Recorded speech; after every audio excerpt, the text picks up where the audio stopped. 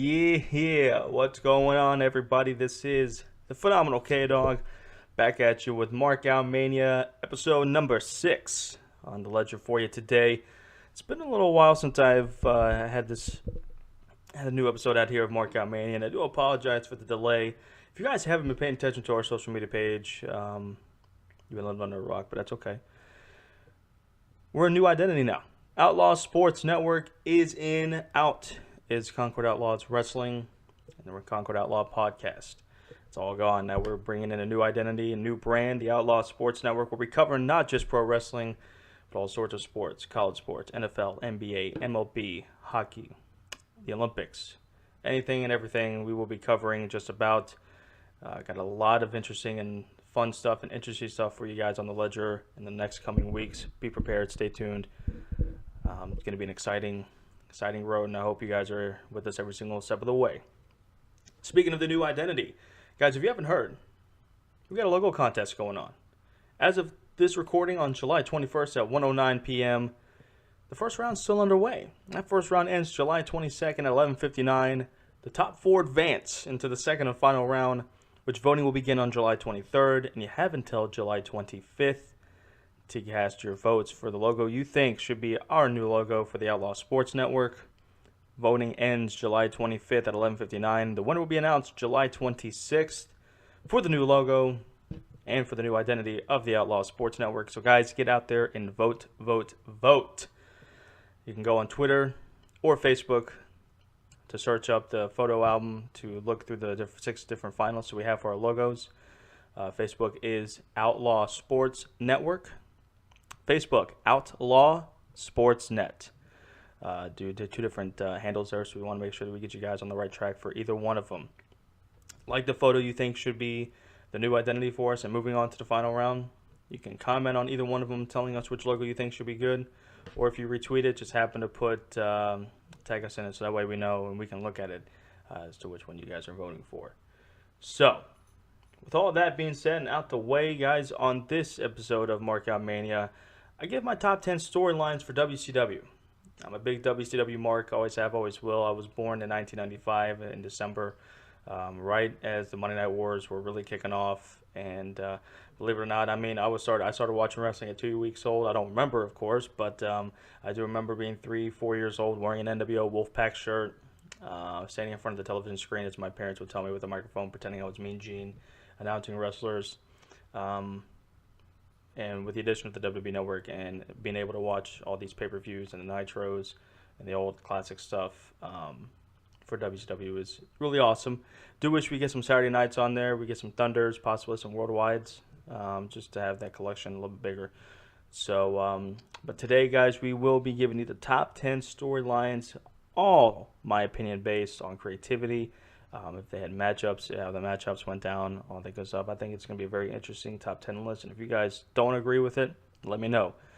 Feedback is crucial. Like I always say, your opinion matters on this channel and on our social media. And as a part of our brand, we want your guys' feedback. If you think I'm an idiot, tell me. If you think it sucks, tell me I suck. Give me everything you can think of. Before we get to that, guys, definitely want you guys to check out episodes 1 through 5 on the YouTube channel at Outlaw Sports Network. On our YouTube page, we do have the new name up there as well. Check out MarkOutMania as well as all the other content that the Outlaws have been giving out, whether it's our Google Hangouts / YouTube live streams, whether it's the Phenomenal Show Off Live, Carolina Revival, whether Jake the Snake has got some live feeds going on Facebook, or if he posts anything on YouTube. Definitely check him out, guys. Check out all the Outlaws. Give us some support. Also give Will the Thrill some support as well, as he does his Insecurity Mania, and he does some posting on the page as well. So, guys, like I said, top 10 storylines for WCW, and like I said, this is all based on my opinion only. If there's creativity, if the creativity in the storyline was great, if there was matchups in these storylines, how great these matches were. Definitely think that you guys should give me some feedback on what you think. What you think if anything was ridiculous, if you think something was better than what I'm not putting on here, if you think that there was something that I did not include that should have been included, if you thought something was higher and it was lower in your opinion, guys, you got to tell me. You got to let me know. I definitely need these opinions. They do matter to me. I love integrating with you guys. Love having discussions / arguments. Um, and you know what? The IWC, get off the case, dog. Come on now. Still got that war going on, and I need the IWC to speak up. I know you guys aren't hiding under rocks. I know that you got the keyboard masters back there. Come on now. Give it to me. I need to know. So the top 10 WCW storylines, we're going to start out going from number 10 all the way to 1. Number 10, Goldberg versus Sid Vicious. This, to me, in the downfall of WCW between 1999 and 2001, this was a hell of a matchup. Goldberg on the scene started in September of 97, and WCW went on this crazy win streak. 174, 154, depending on who you talk to.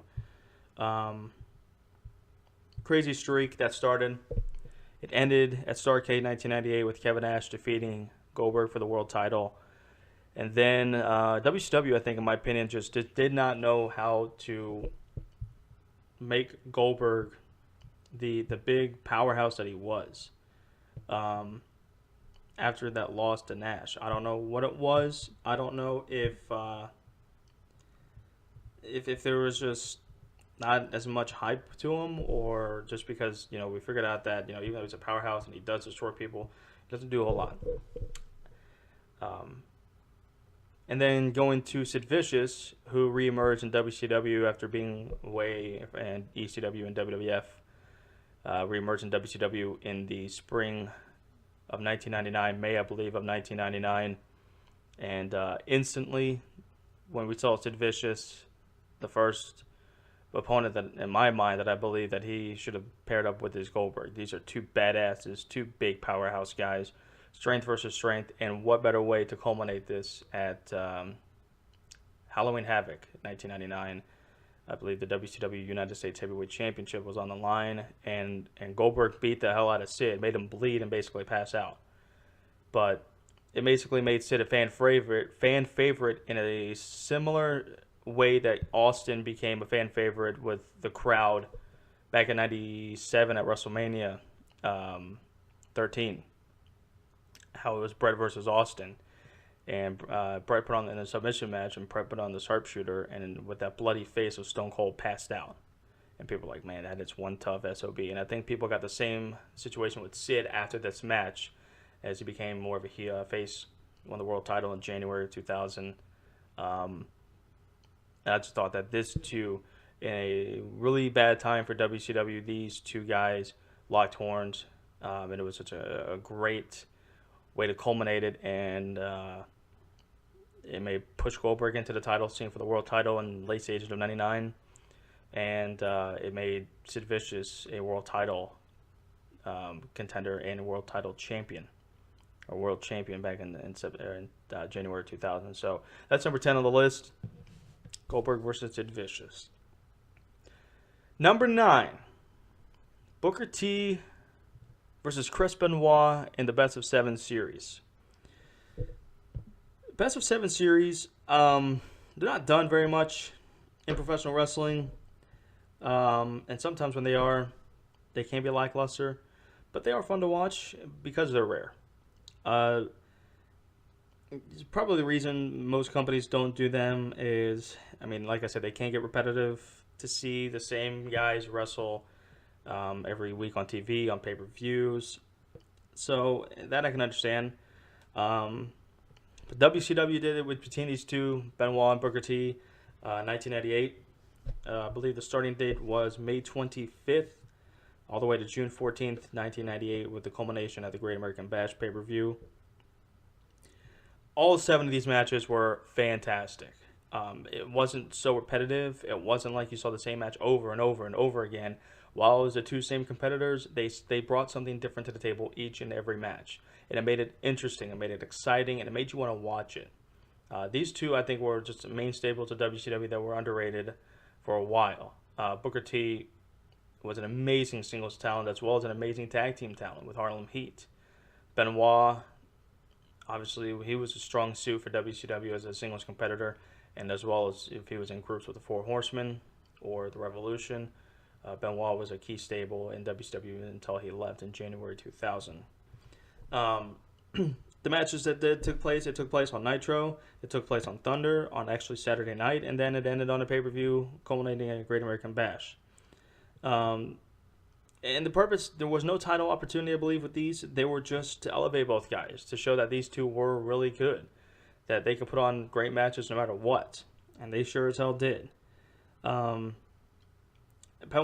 was up 3-1 in this series. Booker T won 2 in a row to tie it up at 7, and then the final match took place, which was the longest one at almost 17 minutes long, and Booker T won it at the Great American Bash in 1998, and then became a mainstay in the television title scene, beat Fit Finlay to become the TV champion. And just a phenomenal series between these two that culminated in, to me, as being number 9 on this list, and a really good time for WCW that had all sorts of things going on, that these two just put on hell of a match every single time they went out there. Number 8 on this list is a feud that I thought was fun, was creative, was entertaining. Chris Jericho versus Dean Malenko. Chris Jericho, this time in 1998, was the WCW Cruiserweight Champion and had some phenomenal matches, some with Rey Mysterio, some with Juventud Guerrera, and then obviously with Dean Malenko. These guys put on a hell of a match every night they went out there that they had a match with. And in one instance, I do remember that Jericho beat Malenko, and Malenko, Gene Okerlund was really critical on Dean Malenko on losing his way, on losing matches that he should win. And this, like I said, was all for the WCW Cruiserweight Championship.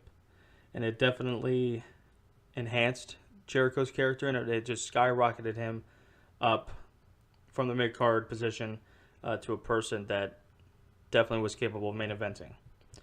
And for some people, including myself, this was possibly the most entertaining that I've ever seen Jericho. His latest run with The List and the Stupid Idiots and him with Owens was probably top on there as well. Basically, Chris single-handedly carried this feud for about 2 months while Dean Malenko was not there. Of course, Jericho was a heel at the time, and Malenko was a face, and Jericho acted more of like the scared coward, stuff like that. And the feud began basically when Jericho became the champion for the third time, WCW Cruiserweight Champion for the third time at Sold Out 98, beating Rey Mysterio. He attacked him after the match, put him on the shelf for about 5-6 months. Then Jericho claimed that he was better than just about everybody, including Malenko in the ring, but he never wrestled him. He refused to wrestle Dean Malenko, in which Dean, of course, was known for being a technical savvy in the ring as the man of the 1,000 holds, the Iceman.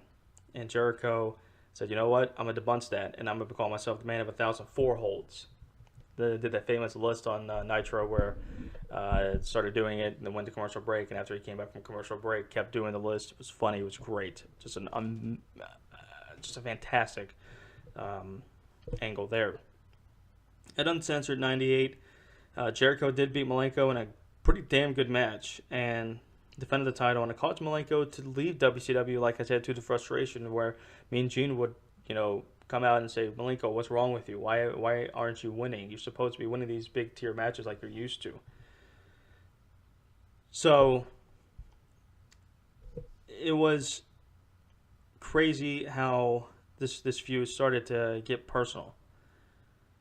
Jericho proceeded to insult Malenko and his dead father, Boris, the great Boris Malenko, in other comic ways, while looking like a loser in a way. Jericho brought some of Malenko's portraits to the ring and insulted it with just amazing, awesome mic work. It was amazing.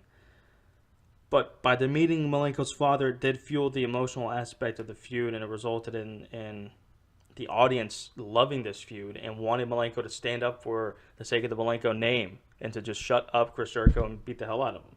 And at Slamboree 98, in May of 98, if you remember this, was the infamous Hall turning on Nash, Bischoff calling out Vince McMahon for a fight. This was also the event where WCW had a battle royal, where the winner faced Jericho literally right after that match for the WCW Cruiserweight Championship. And Jericho was the ring announcer and did all sorts of funny things about where they were from, nicknames, what they're known for. Sometimes even made fun of the names. But a masked man won as El Ciclo, something like that. El Ciclo, wearing a ridiculous orange and black costume. It looked like the fuzzy Sasquatch, very short version of it. But the man under the mask was Dean Malenko. And El Ciclo won this battle royal and faced Jericho right afterwards. And when Dean Malenko took off that mask, that pop from Worcester, Massachusetts was amazing. One of the best pops in WCW history, in my opinion. And Dean Malenko goes on to put on the Texas Cloverleaf, beats Jericho for the title, but was stripped of it because Jericho claimed that he was a conspiracy victim. And this was when Jericho did the conspiracy victim angle, even tried to visit the president to get the title result overturned. He accused the president to also have been a part of the conspiracy. And fans loved this angle. It was really awesome. But Malenko was stripped of the title, and Jericho won it when he beat him by disqualification. At Bash at the Beach 98, Rey Mysterio returned and faced Jericho for the WCW World Cruiserweight Championship. Malenko interfered. But because Malenko interfered, Jericho was awarded back the title. And that kind of started the end of the feud there, where it culminated at Road Wild 98, where Malenko was fired but returned as a guest referee when Jericho lost to Juventud Guerrera for the WCW Cruiserweight Championship with a little help from Malenko. So that's number 8 on the list. Number 7, and this is where I'm going to get people talking, and I'm ready for it. The number 7 top 10 WCW storyline, in my opinion, the NWO. Now listen, I'm ready for it. I'm going to give you guys a couple seconds to digest this and go, what? Are you kidding me? What the hell's wrong with you? We all know how amazing the NWO was with Hall and Nash as the outsiders coming over from WWE and making people think that WWE was invading WCW. However, with all that went on and how hot the NWO was between 96 and 98, it was simply too many people. They split up into the NWO Wolfpack and NWO Black and White. Too many people, and then it just died. Then they tried to bring it back in 99 and made it the NWO 2000 with Bret Hart leading the fold. He got injured, and with the Harris Boys, Hall and Nash, and Jarrett, it wasn't that good of a star power to me. And that's why, to me, it's low on this list. The NWO, of course, is probably the best known and the best known storyline in WCW history. It definitely culminated. WCW was a legitimate contender, and it made them carry that 84-week straight victory over Monday Night Raw and the ratings on Monday nights. And of course, while this is one of the best storylines in wrestling history, that this concept did start from Japan. At the same time, because it just had a very lackluster ending to it. That's why it's a little bit low on this list. Number 6, Goldberg's undefeated streak. And we kind of have Goldberg on this list twice, and I do apologize. There's a couple guys on this list that are twice, and I do apologize for that, but I just tried to mix and match. This is what I thought. Like I said, it's all opinion based on creativity, matchups, and all that good stuff. Goldberg's undefeated streak was possibly the second biggest, or maybe the third biggest. I'm going to go third biggest storyline in WCW history, with the implication of this guy that just skyrocketed from nowhere into a main event picture in less than a year. Goldberg debuted in September of 97, was pushed into the U.S. title scene in spring of 98, and then by the summer of 98 was the world champion. That's probably the fastest and just the most amazing push we've seen in history, probably. Goldberg, at a time when WCW was so hot that it just seemed like anything they did clicked and it worked. And it gave a different direction to the NWO storyline, because this was in the middle of 97, end of 97, into beginning in mid of 98. Goldberg and the NWO didn't really see eye to eye and did nothing until Goldberg went after Hogan's title in summer of 98. He feuded with all these mid-carders. And then with a flock with Raven, that's how he won the U.S. title. And then finally said, I'm coming after that world title. And then on unannounced, from what Goldberg says and everybody else, on a Thunder taping, they announced that Goldberg was going to be facing Hulk Hogan just 5 nights later on Nitro in Atlanta at the Georgia Dome, where supposedly they had 20,000 tickets sold. And by the time they made that announcement, up until the day of Nitro, they sold 30,000 more tickets, 25,000 more tickets. Had between 45 and 48,000 people in the Georgia Dome. Just an insane amount of people that were there to witness Goldberg throning Hulk Hogan, Hollywood Hulk Hogan, to become the world champion. The ending of Goldberg's undefeated streak at Starrcade 98 was definitely weird and strange, but it is what it is. It's numbers 5. Randy Savage versus Ric Flair. This was during a time in WCW, I believe in 1995-96, where Nitro was starting to come around. And I believe that Randy Savage had won the WCW World title at World War III in 95. And then lost it back to Flair. And then Flair and Savage had just this amazing feud that culminated on Nitros and a title change in Las Vegas that happened between Savage and Flair. They had some battles to where Miss Elizabeth betrayed Savage and went with Ric Flair. And Ric Flair had a woman, later known as Nancy Benoit, and had Miss Elizabeth at his ringside. Miss Elizabeth was helping Flair win matches. I know they had a couple of matches. They had him at Great American Bash. They had a steel cage match there. They had him at Uncensored. And just a very intense rivalry that this was still at the very end of Flair's career, where he still had really good matches. And Savage was fresh from WWE into WCW and just had fantastic matches and was pushed into the main event title scene and won a couple world titles. But Savage never had, to me, a legitimate world title run in WCW. But this feud, to me, number 5, the personal feud that made it into it, when Flair was talking about Flair's father, the creativity with the matches and how just intense they were, how you can show the rivalry, was amazing as well. That's why it's number 5 on this list. Number 4, Eddie Guerrero versus Rey Mysterio. Why this is so high on this list is because these two were the top of the best workers in WCW history. Fought for the WCW Cruiserweight title multiple times. These guys had fantastic matches every time they went out there and fought. To me, they have the best match in WCW history at Halloween Havoc 97, where it was match versus title. Rey Mysterio's match versus Eddie's Cruiserweight title, to which Rey won, and just an unbelievable, fantastic match. These two, obviously, later in WWE had a few run-ins, culminating at WrestleMania 21, where for the first time ever, tag team champions faced off at WrestleMania, and another 5-star classic match, in my opinion, where Rey Mysterio also won that as well. But Eddie Guerrero was at the top of his game in WCW back in this time in 97. Rey Mysterio was on the rise as this mysterious but just high-flying and amazing worker when he debuted back in 96. And this feud that led on to Halloween Havoc in 97 just showed the fact of how the Cruiserweight division was such a mainstay on WCW, and it truly showed that WCW had all sorts of guys. And this was during the time that Goldberg was on the rise in late 97. Then NWO was still hot with Sting.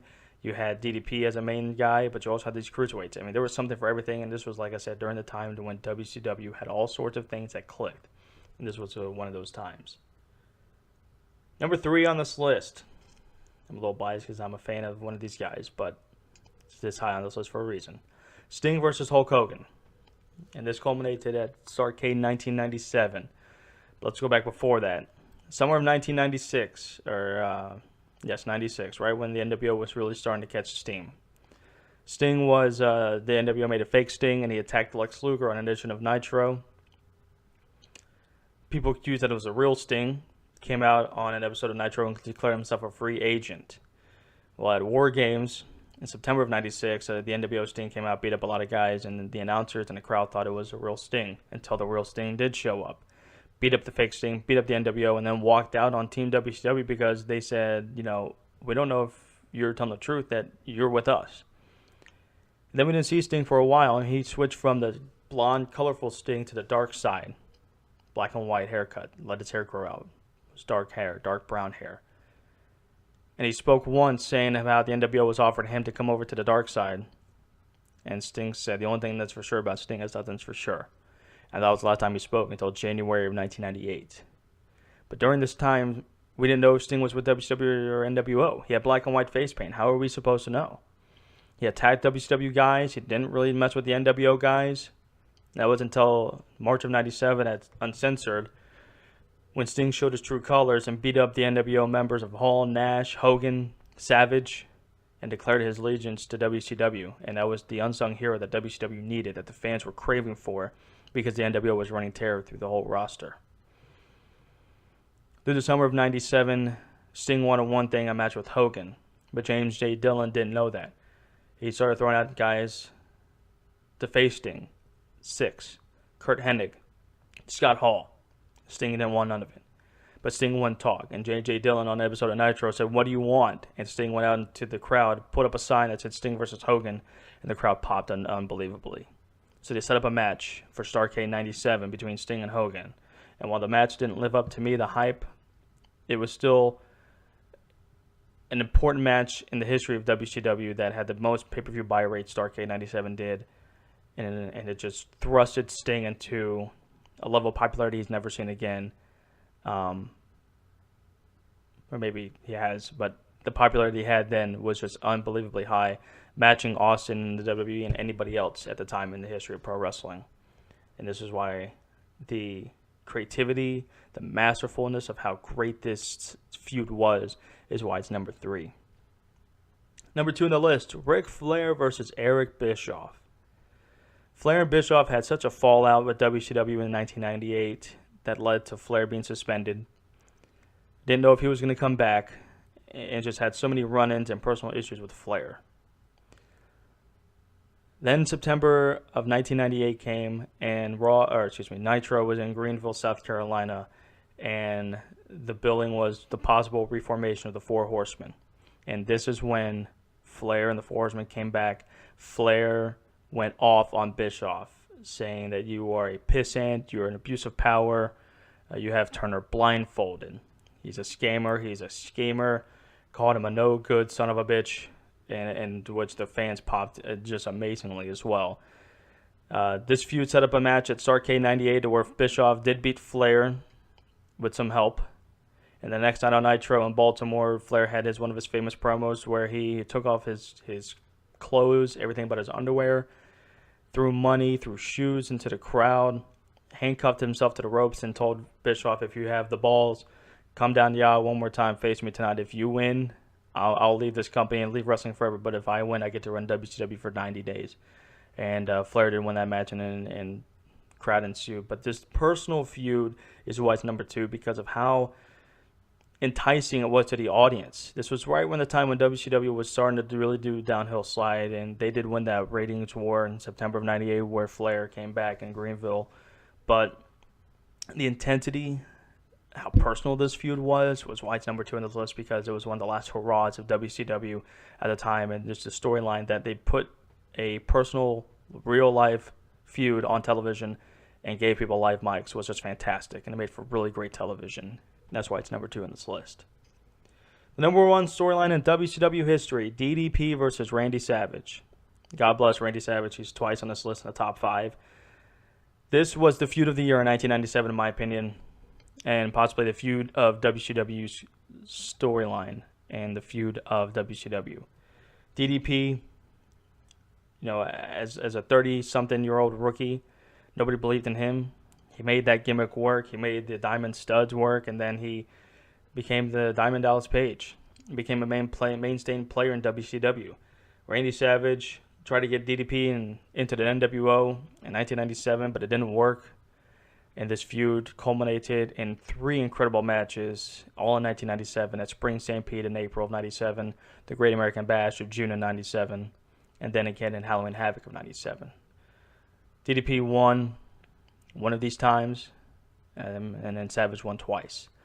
But these two put on clinical, great 5-star matches each and every time, and had a new layer each and every time. DDP's hurt ribs. That was a mainstay, but DDP fought through with it, had a hell of matches, and a couple of which he's lost. March of 97, Kimberly was put into the storyline that she posed for Playboy. The NWO kind of attacked her and attacked Paige, with Miss Elizabeth getting involved with it too.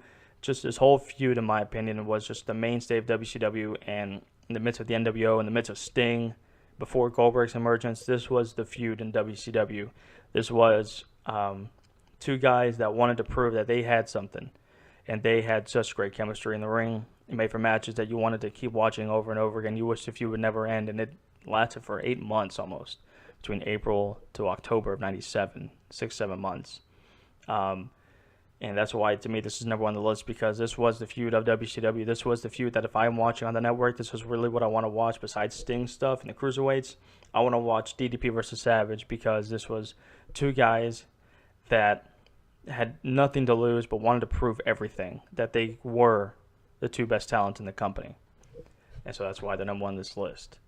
Guys, I want to thank you for listening to this podcast, the top 10 WCW storylines, in my opinion, in all time of history of WCW. I'm sure there's going to be some feedback on this, and I can't wait to hear you guys give me some feedback on it. Share this video, like this video, give me some feedback as always. Definitely participate in this logo contest. That's the first round, going to be ending on the 22nd, 11:59. Second round starts July 23rd. Voting ends for the second and final round with the top four July 25th at 11:59, where the winner will be announced July 26th. You can follow me on Twitter at PhenomenalKDog. You can follow me on Facebook, Cody Montanaro. Follow the Outlaw Sports Network on Facebook at Outlaw Sports Network, and on Twitter at Outlaw Sportsnet. Guys, I'm the Phenomenal K-Dog. Appreciate you guys listening to this, and we'll see you guys next week.